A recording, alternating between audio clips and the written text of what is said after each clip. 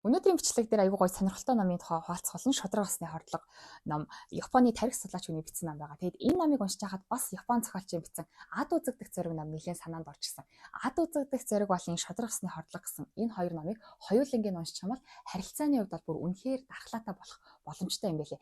Энэ хоёр номон дээр бол бусад хүмүүс яагаад танд дурггүй байгаа, бусад хүмүүс яагаад таныг ад үзээд байгаа, бусад хүмүүс яагаад таныг шүүмжлээд байгаа юм бэ гэдэг цаад шалтгааныг нь харуулж өгдөг. Гэхдээ яг эсвэргээрээ мөн адилхан та хин нэгэн хүнд дурггүй байна, хин нэгэн хүн танд таалагдахгүй байна гэдэг нь тэр хүнд ямар нэг асуудал байгаа болохоор ш таны сэтгэл зүйн асуудлыг сэтгэл зүйн асуудлыг чинь хөндөд байгаа болохоор таны дутуугийн мэдрэмжээс болоод аль эсвэл та тэр хүнд дурггүй байх нь танд ашигтай, танд ямар нэгэн гоё сэтгэл зүйн таашаал өгöd байгаа болохоор дурггүй байгаа юм байна гэдгийг энэ хоёр намаас ойлгох боломжтой. Тэгэхээр ерөөсөө нийгэмдэр бусад хүмүүс танд дурггүй байгаа, таныг шүмжлээд байгаа дээр нэг их эмзэглэж бусад хүний үгэнд бүдрэх шаардлагагүй байна гэдгийг ойлгох боломжтой. За мөн дээрэс нь бусад хүн танд таалагдахгүй байна гэхээр тэр хүнд үнэхээр ямар нэг асуудал байгаа юм байна биш. Бусад хүн танд таалагдахгүй байхаар өөрийгөө ажиглах боломжтой.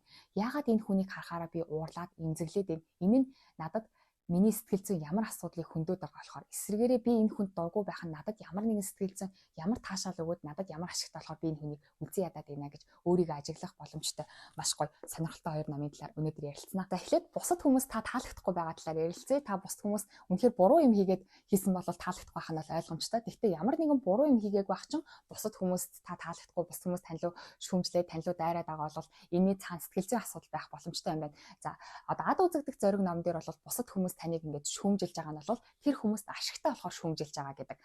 Яг сайн муу гэсэн зүйл байхгүй. Тэр хүнд ашигтай байх юм бол хүн өөрөө сайн гэж дүгнэдэг, өөрт нь ашиггүй байх юм бол муу гэж дүгнэдэг. Тэгээд дээрэс нь бас дутуугийн мэдрэмжээсээ болоод хүмүүс ингэж сайн зүйлийг ч гэсэн буруу гэж дүгнэдэг гэсэн байдаг. За жишээ нь амархан жишээ авъя л да тий. За жишээ нь та аюу гоё ярьстай хүн байлаа гэж бодъё. Тэгсэн чинь за би ч гэсэн гоё ярьстай байлаа гэж бодъё. Тэгвэл би таныг юу гэж дүгнэх вэ гэхээр гоё ярьстай хүмүүс чинь аюу аминдаа арчаад байдаг штэ. Аюу мундаг штэ гэж дүгнэ. Яг тэгвэл та гоё ярьстай би гоё ярьстай л гэхэд таныг гоё ярьстай хүмүүс чинь аминдаа арчаатай штэ гэж дүгнэх юм бол тэр нь надад ашигтай. Яг тэгвэл би бас аминдаа арчаатай хүн болно гэсэн үг штэ тий.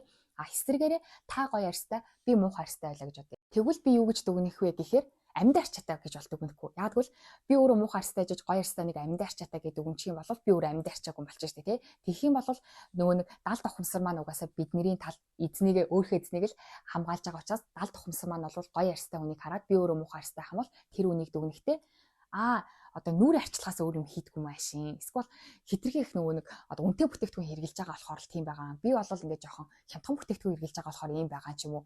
Тэгж дүгнэнэ гэсэн. Ерөөсө гоё арьстай байсан ч гэсэн тэр хүн чинь өөрөө муухай арьстай ах юм бол тэрийг ингээд бидний далд тухамсар бол ингэж дутуугийн мэдрэмжээрээ буцаагаад сөргөөр дүгнэдэг гэсэн. Тэгэхээр та хин нэг хүн таалагдахгүй байна гэдэг нь ерөөсө та ямар нэгэн асуудалтай болохоор тий та гоё арьстай болохоор муухай арьстай болохоор ч гэдэг юм уу тий ямар нэгэн тийм тодорхой асуудлаас болоод биш тэр хүн өөрт нь юу гэж дүгнэх нь өөрт нь ашигтай вэ?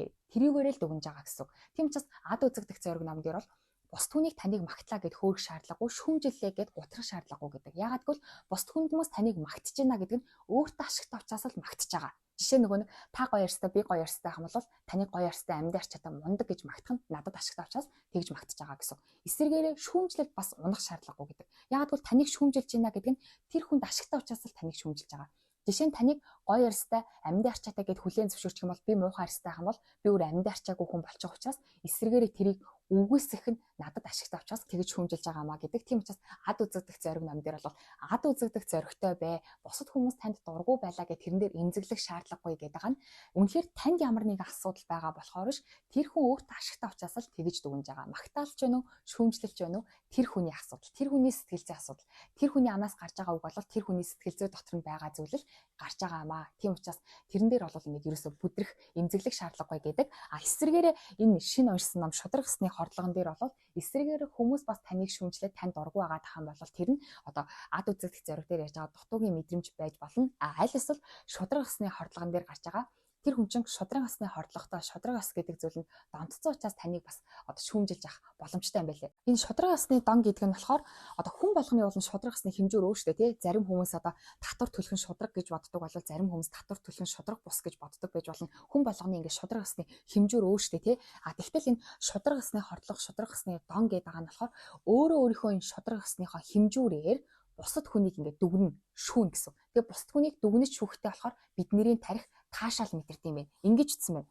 Хүний тарих нь урвж итгэл алдсан эсвэл нийгмийн хэм хэмжээнээс гажсан этгээдийг олж яллаж шийтгэхдээ таашаал мэдэрдэг мөн чанартай. Хүний тарих бусад хүнийг шүүмжилж, бусад хүнийг буруутгаж явахдаа өөрөө таашаал мэдэрдэг юм байна. Яагаад гэхээр уул нь бол хүн болгоны шудраг ёсны хэмжүүр өөр байгаа. Тийм байтал би өөрийнхөө шудраг ёсны хэмжүүрээр таныг шүүгээд, таныг яллаад, таныг өөрийнхөө шудраг ёсны хэмжүүрээр шудраг бус гэж хэлж байхдаа сэтгэл зүй дотор минь болохоор би өөрөө шудраг ёсыг хамгаалж байгаа. Би өөрөө лаг мундаг шудраг ёсыг сахиулагч гэж өөрийгөө мэдрээд таашаал мэдрэх юм бэ. Тэгээд бидний тархичин өөрөө тэр таашаал мэдэрж байгаа, допамин ялгаруулж байгаа зүйлийг илүү их дахиад мэдрэх гээд тэр зүйлийг дахин хийгээд идэв шүү дээ. Тэгээд тэрэндээ бүр донтохыг шудраг ёсны донтолт шудраг ёсны хордлого гэж хэлж байгаа юм байна. Тийм болохоор хин нэгэн хүн таныг шүүмжлээд муулаад та хин нэгэн хүнд таалагдахгүй байгаа бол тэр нь ингээд таныг ялалж байхдаа, таныг шүүж байхдаа нөгөө хүн чинь өөрөө айгүй мундаг шудраг ёсыг сахиулж байгаа хүн гэдгээ мэдрээд сэтгэл зүйндээ айгүй гоё таашаал аваад байх магадлал бас байгаа юм байна. Тэгээ энэ ном бол айгүй сонирхолтой юм байлаа. Уншаад үзэх юм бол хүн чинь бас нэрээ ямар муухай амт юм бэ ч юм уу те.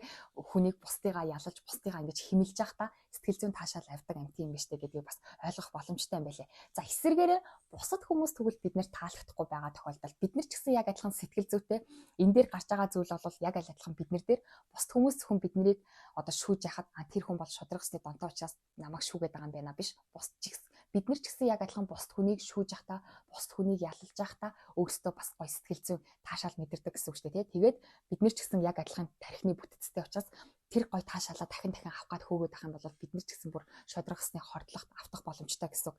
Тэгээд энэ шудраг ёсны хордлого болон ад үзэгдэх зэрэг ном энэ хоёр номын бас нэг аюул гоё зүйл нь болохоор энэ хоёр ном дээр энэ хоёр дээр яриад байгаа энэ сэтгэл зүйн асуудал, энэ шудраг ёсны дон гэдэг байгаа энэ зүйлсэдэд яг та өөрөө бас энэнд хамрагдах боломжтой шүү гэдгийг аюул сайн хэлж өгдөг. Жишээ нь бусад хүмүүс танд дургу байгаа нь бол тэр хүний дутуугийн мэдрэмжээс болоод дургу байгаа юм байна гэж ойлгохоос гадна ад үзэгдэх зэрэг ном дээр бол бусад хүмүүс танд таалагдахгүй байгаа бол тэр нь хүн нь ямар нэгэн асуудалтай болохоор танд таалагдахгүй байгаа биш.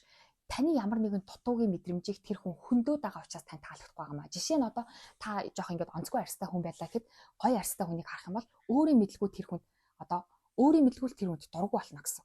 Яагад гэвэл таны хажууд гоё арьстай хүн байгаад байна гэдэг чинь таныг ингээд дутуугийн мэдрэмжийг чи хөндөд байгаа байхгүй юу. Тэгээд тэр гоё арьстай хүнийг бусд хүмүүс ямар гоё арьстай юм бэ, ямар амьд арчаатай юм бэ гэх юм бол тэр хүнийг амьд арчаатай гэж хэлэх болгон та өөрийгөө амьд арчаагүй гэсэн мессежийг та өөрөө таны сэтгэл зүйч авна гэсэн.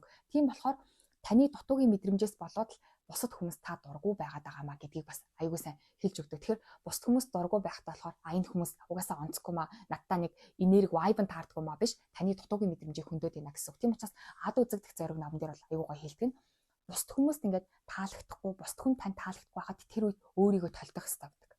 Өөрийгөө харах хэрэгтэй. Яагаад надад таалагдахгүй байна гэдгийг харах хэрэгтэй гэдэг. Энэ шудраг ёсны хордлого ном дээр ч гэсэн яг адилхан. Бусад хүмүүс тань таалагдахгүй тий.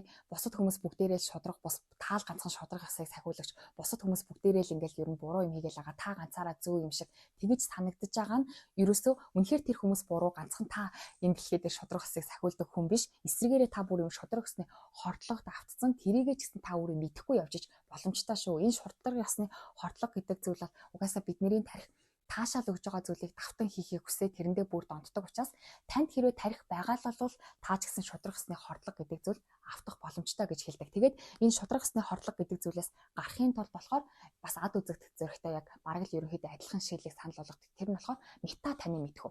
Мета таны мэдхүү гэдэг нь бол өөрийгөө яг хөндлөнгийн хүнийг харж байгаа юм шиг өөрийгөө гадна талаас нь хараад ажиглаад дүгнэхийг хэлдэг. Тэгэхээр та өөрөө бусад хүнийг шүүмжилж байхдаа ад үзэгдэх зориг дээр бол миний ямар дутуугийн мэдрэмжийг хөндөд байгаа болохоор энэ хүнийг би өөрийн мэдлгүй энэ хүн надад таалагдахгүй байна гэдэг бол шудраг ёсны хордлого дээр бол би энэ хүнийг ингэж шүүмжилснээрээ би өөрийгөө жинхнээсээ үнэхээр л энэ хүн шудраг бус болохоор ингэж шүүмжлээд байна уу? Аль эсвэл би өөрийнхөө худлаа итгэдэг, өөрийнхөө шудраг ёсны хэмжүүрээ энэ хүнд тулгаад тэгээд энэ хүнд тулгаад энэ хүнийг шудраг бус гэж дүгнснээрээ би өөрөө сэтгэл зүй дотроо өөрийгөө гоо шудраг ёсыг сахиулагч гэсэн тэр таашаалыг мэдрээд байгаа учраас би энэ хүнийг шүүмжлээд байна уу гэж өөрийгөө ажиглах чадвараа хөгжүүлж ижил энэ сэтгэл зүйн асуудлууд дуртгүй байх боломжтой юм лээ. Тэгээд бидний тарих бол ингээд хөгшрөөд эхлэх тусмаа ер нь бол ингээд ямиг олон талаас нь бодож чадхаа болдог гинэ. Ерөөсөө бүр тарих маань хөгшрөөд чадвараа алдах тусмаа миний л зөв гэж боддог. Нөгөө хүний эсрэг талаас нь ярьж байгаа өөр зүйлийг ярьж байгаа нь энэ үнэхээр зөв үү буруу юу гэж бодхоосоо залхуураад хөгшрөх тусмаа бүр миний л зөв гэж зөрүүлдэг болт юм байлээ. Тэгэхээр тархины хөгшрөлт гэдэг бол хүн болгоных өөр явагддаг учраас тий энэ ном дээр бол гоё хэлж байгаа нь бол ингээд миний тархи хөгшсөн гэж үсэн. Би чинь залуу хүн штэ биш штэ. Хүн болгоны тархины хөгшрөлт бол удаан ашиглахгүй тархины хэсэг бол агшдаг гэх мэтчлэнгээр энэ бол ерөөсөө тийм асуудал биш ээ. Тэгэхээр хамгийн чухал зүйл бол өөрийгөө гадна талаас нь ажиглах буюу надад ямар сэтгэл зүйн асуудал байгаа болохоор ийм юм болоод байна. Тэгэхээр гадны хүчин зүйлээс илүү одоо таны амнаас гарч байгаа таны одоо та бус хүнийг үзэн ядах ч юм уу тэр мэдрэмжүүд ч бүгдээрээ таны дотор байгаа болохоор гарч ирж байгаа шүү. Тэгэхээр таны дотроос гарч ирж байгаа юм бол гадны хүмүүс нөлөөгүй учраас тань өөрийнхөө дотроос гарч ирж байгаа үзэн ядалт ч юм уу одоо ингээд бус хүнийг ад үзээд байгаа энэ мэдрэмжүүд чинь таны дотроос гарч ирж байгаа бол өөрийгөө ажиглах хэрэгтэй шүү. Энэ өөрийгөө яг өөр хүнийг ажиглаж байгаа юм шиг харах энэ чадварыг болохоор мета таны мэдхүү гэдэг. Тэгэхээр ад үзэгдэх зориг номын шударгасны харлага ном дээр хоёулын дээр нь бол энэ мета таны мэдхүү энэ л бол энэ хоёрыг даван тулах ерөндөг шүү гэж тайлбарладаг. За эсвэргээрээ бид нар ингээд харилцаан дээр ч гэсэн бусд хүнийг таныг шүүмжлээл бусд хүн танд ургуу байхад бол тэрэн дээр ямар ч эмзэглэх шаардлагагүй юм байна гэдгийг ойлгодог. Тэгээ миний хувьд бол одоо 2-3 жилийн өмнө ад үзэгдэх зориг номыг баг 2 гарan баг л 3 удаа уншижсэн баггүй. Тэгээд ад үзэгдэх зориг номыг уншичаад сэтгэл зүйн хувьд бол нэлээд дархлаа маань сайжирсан. Бусд хүний өвгөн дээр бүдэрхэн багсан өөрөө ч гэсэн бусд хүнийг ингээд одоо таалагдахгүй байна гэсэн шалтгаанаар надад таалагдах байгаа мэдрэмжийг өгöd байгаа юм чи нүунд ямар нэг асуудал байгаа биш. Нэрээ надад ямар нэг асуудал байгаа болохоор би энэ хүнд ингээд дургу байгаад байгаа биш үстэй гэж өөрийгөө ажигладаг ч юм уу ямар тач тэр номыг унснаар бол үнэхээр харилцааны тал дээр бол дархлаатай болж исэн. Тэгээд энэ номыг унсан чинь бас аюу гой сэтгэл зүйн тийм харилцаан дээр бол нэлээд дархлаатай болохоор санагдсан. Бусд хүний шүүмжин дээр бас яг адилхан бүдрэхгүй өөрөө ч гэсэн бусд хүнийг тэгэж яллахгүй. Энэ дээр бас ингээ айгүй эмзэг нь ингээд гарч байгаа нь бид нар ингээд бусд хүнийг ингээд шүүхтэй тий заримдаа тэгдэж штэ. Чиний сайн сайхны төлөө хэлж байна ч юм уу тий. Эсвэл одоо ерөнхийдөө ингээл нэг өөрөө ингээл нэг сахиусан тэнгэрийн дүрт тоглоод бусд хүнийг шүүмжилдэг штэ тий. Гэхдээ өөрөө яг тэр сахиусан тэнгэрийн дүрт тоглож байхдаа сэтгэл зүй дотор маа тэр гоё таашаалыг мэдрээд байгаа хгүй. Тэгэхээр энэ номыг уншиж байхдаа бас би өөрөө бас ингээд одоо хин нэг үнийг шүүмжлэхтэй ч юм уу тий шүүмжилж явахдаа үнэхээр худлаа тэр үний сайн сайхны төлөө хэлж байна гэж бодож байгаа ч гэсэн өөрөө худлаа энэ гоё ад жаргал тэр өөрөө дотроос сэтгэл зүйн худлаа муухай таашаалаа авах гад тэр хүнийг ингээ худлаа яллаад байгаа юм биш үсттэй гэсэн бас тийм бодлоод төрсөн учраас бас бус хүнийг шүүмжлэхдээ нэлээд болгоомжтой хандах хэрэгтэй юм да. Хамаа намаагүй худлаа тэр үний сайн сайхны төлөө гэж худлаа өөрийнхөө нэг итгэцэн тэр шудраг усныхоо дүрмийг нөгөө үндэ ингээд тулгаад байгаа юм биш үсттэй гэж бас бодох хэрэгтэй юм байна да. Үнэхээр тэр өөрийгөө гаднаас нь ажиглах чадвар чинь үнэхээр хэрэгтэй юм байна да гэж ойлгосон. Тэгээд тэг уншиж байхдаа бол ингээд бичлэг хийх юм чинь намаа товчлох ёстой байтал яг уншиж байхдаа бүр ингээд яг мэдрэмжүүд гарч ирээд би нэрээ ингээд шүүмжлээд идэв юм шиг үсттэй. Бусад хүмүүс намайг шүүмжилэхдээ яг ингээд өөрийнхөө сэтгэл зүйн таашаалаасаа болоод шүүмжилдэгт нь би бас тэрэнд амар бүдрээл имзэглээл харин цагийн гарц хийгээд би өөрөө бас бусд хүнийг худлаа таашаалахын төлөө гэл ингээл амар их ингээд тийм гоё мэдрэмжүүд төрсэн. Уул нь ном нь бол аюу гой тийм гоё хөнгөн бичигдсэн, энгийгөө бичигдсэн. Гэхдээ яг уншиж хахад мэдрэмж нь бол паах би бас тэгдэм биш үсттэй. Паах бусад хүмүүс намайг тэгээд байгаа нь энэ тэр худлаа таашаалаасаа болоод би бас худлаа таашаалаасаа болоод бусад хүмүүсийг ингээд химлээд идээд байгаа юм биш үсттэй гэх. Тэгээд энэ номынх нь арт талд нь бүр аюу хөрх ингээчсэн байхгүй. Хүн гэж амтэн ухтаа бусад амьтны ядал төрж өсөж, идэж ууж, унтаж сэрж, үр удмаа үлдээгээд үхэж үргэтэн их байгальдаа уусан шингэх цохилгоотой л амьтан атал тархиа хөгжүүлсний гороор илүү зовлонд унаж орхисон юм.